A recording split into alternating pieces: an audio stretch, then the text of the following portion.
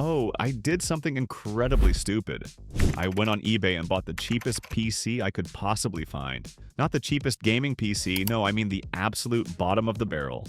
The kind of deal that makes you question your life choices the moment you hit buy now. You know that sinking feeling when the price looks too good to be true? Yeah, that's where I'm at. This thing costs less than a new graphics card cable, and honestly, I'm not sure if it even boots up. It might explode, or maybe catch on fire. Who knows?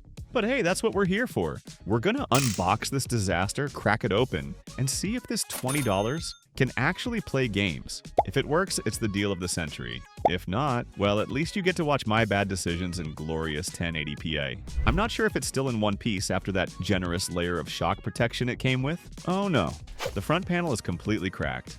There's a chunk of plastic missing, and the edges are all bent and dented, and it can't even stand on its own feet anymore. I have no idea what this thing has been through, but alright, and let's open it up and see what's inside.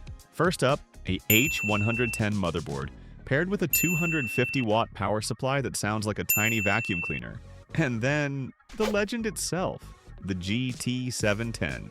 Yeah, I must have been seriously unlucky to end up with this card. Honestly, it belongs in a museum, or maybe a scrap pile. There's also a single 8GB RAM stick, which is terrifying if you plan on playing any modern games. As for storage, yep, there's one. A 120GB SATA SSD. Fast enough to make you regret things faster, but hey, still better than an HDD. With that capacity, I'll probably have room for Windows and maybe one or two light games. Now, what about the CPU? Let's power this thing on and see what kind of mystery chip we're dealing with. Hopefully, it's a little better than that cursed GT710. But wait, it's completely silent. That's not a good sign. Maybe I should try jumping the power pins directly on the motherboard. Still nothing. Not even a flicker. Okay, let's swap out the power supply and see if that changes anything. And nope. Just the same cold, dead silence from this PC. After a bit of trial and error, I finally got it to power on. Turns out the real culprit was the CMOS battery, which it was completely dead, which caused the system not to start at all. Once I replaced it with a fresh one, everything came back to life and started working perfectly again. Alright, let's try booting into Windows and see what happens. Oh, you've got to be kidding me. The blue screen of death, the one thing every PC builder dreads seeing. Alright then, plan B. Let's try booting it up using my own drive that already has Windows installed. Looks like things are finally going smoothly now. Though the noise coming from that cooler is anything but pleasant. Checking the specs, the CPU is a Xeon E31220V6, released back in 2017.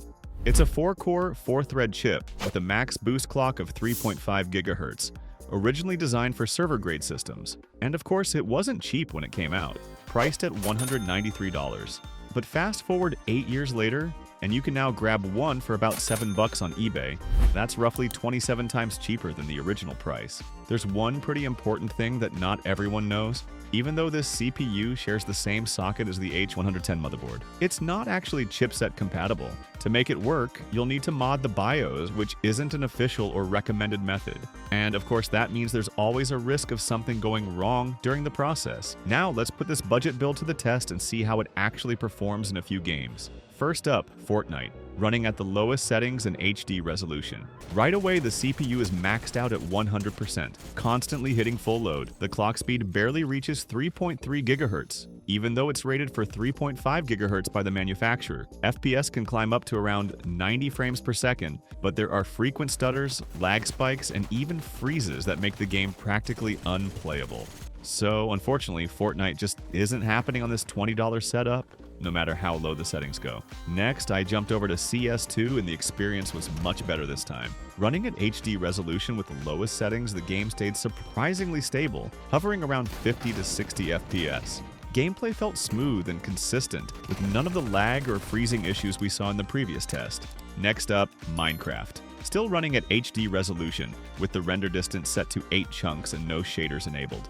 While running around, chopping trees, and placing blocks, the FPS stayed impressively high, over 100 frames per second, perfectly playable.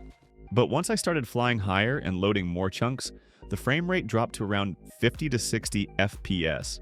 And when I decided to blow up some TNT, the FPS tanked all the way down to 16, with some serious lag spikes. Then I turned on shaders and, oh boy, the FPS dropped to around 10, and it felt like the game was physically hurting my eyes.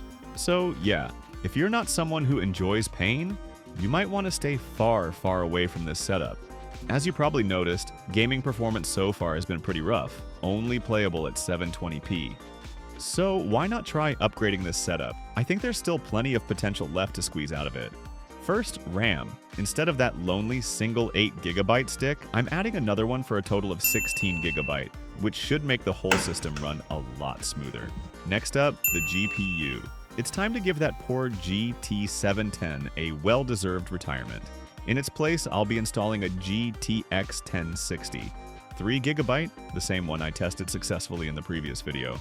And we'll see how stable the performance is this time. To make sure the system gets enough power, I'm also swapping out the old 250-watt PSU. It's far from new and probably losing efficiency, which could even put the components at risk, so I'm upgrading to a 600-watt power supply for a bit of extra headroom and safety. Let's jump back into Fortnite. Using the same settings as before the upgrade. There's definitely an improvement. FPS is now about 20 to 30 frames higher, hovering between 120 and 150 FPS, and the gameplay feels much smoother with no lag or stutter.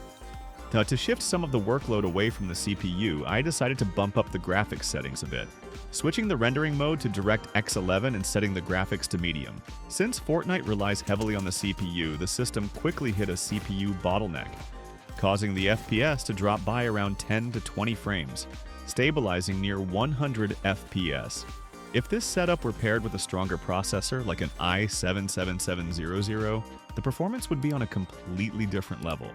Moving on to CS2, the FPS is noticeably higher than before the upgrade, consistently staying above 100 FPS even during gunfights. It's not perfectly stable, but if you're not too picky about frame consistency, the gameplay is absolutely playable and enjoyable. Next, I crank things up a bit, switching to Full HD resolution with medium settings. At this point, the GPU started taking more of the load off the CPU, and while the overall FPS was slightly lower than in HD, the average performance was actually much better and far more stable. It held well above 100 FPS throughout, proving that CS2 can't really challenge this setup anymore. Now, moving on to Minecraft. And this is where things really changed. Before the upgrade, FPS hovered around 70 to 100, but afterward, that number literally doubled. Average performance now sits around 150 FPS, and at times it even peaks at 250. Of course, it's not perfectly stable. Once I started setting off TNT explosions, the FPS dropped down to around 60, but that's still totally playable and honestly pretty impressive for this setup. When I turned on shaders, FPS stayed steady between 90 and 100, which is perfectly fine for a casual player like me. After bumping the resolution up to full HD, the FPS remained surprisingly stable, averaging around 140 FPS and at times even spiking past 300. It did take a noticeable dip during more complex scenes, like when rendering water reflections. But overall, performance was still incredibly solid. Even with shaders enabled, the frame rate didn't drop nearly as much as I expected, holding steady around 60 FPS. Overall, that's a huge improvement compared to before the upgrade, and honestly, it's way better than I thought this little system could handle. So, was buying the cheapest PC on eBay a bad idea? Honestly, not really.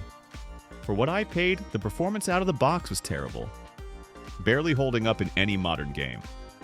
But after a few smart upgrades, more RAM, a better GPU, and a decent power supply, it actually turned into a surprisingly capable little machine. Sure, it's not perfect, but for the price, it's hard to complain. If you enjoyed this video, don't forget to leave a like, subscribe, and I'll see you in the next build adventure.